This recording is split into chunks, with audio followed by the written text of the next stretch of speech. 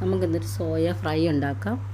ആദ്യം സോയ തിളച്ച വെള്ളത്തിലിട്ടൊന്ന് വേവിച്ച് പിഴിഞ്ഞ് മാറ്റി വയ്ക്കാം. അത് കുറച്ച് കഴിഞ്ഞിട്ട് അത് അരിഞ്ഞെടുത്തതിന് ശേഷം അതിൽ കുറച്ച് മുളക് പൊടി, മല്ലിപ്പൊടി, കുരുമുളക് പൊടി, മസാലപ്പൊടി, ഉപ്പ് അതെല്ലാം ചേർത്ത് നല്ലപോലെ ഒന്ന് പെരവി ലേശം വെളിച്ചെണ്ണയും കൂടി ചേർത്ത് നല്ലപോലെ പെരവി ഒന്ന് മാറ്റി വയ്ക്കാം. ഇത് ബാച്ചിലേഴ്സിനൊക്കെ പെട്ടെന്ന് ഉണ്ടാക്കാൻ പറ്റുന്നൊരു ഡിഷാണ്.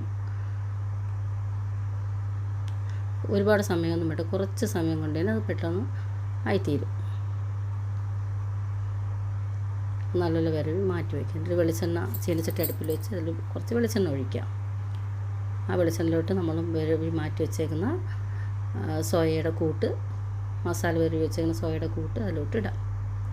കുറച്ച് കറിവേപ്പില ഇട്ട് കൊടുക്കുക. എൻ്റെ കയ്യിൽ കറിവേപ്പില ഇല്ലായിരുന്നുകൊണ്ടാണ് ഞാൻ ഇടാത്തത്. പിന്നെ ഇതിൽ ഞാൻ കുറച്ച് ജിഞ്ചർ ഗാർലിക് പേസ്റ്റ് കൂടെ ചേർത്തിരുന്നു, പക്ഷേ അതിൻ്റെ വീഡിയോ എടുക്കാൻ മറന്നുപോയി.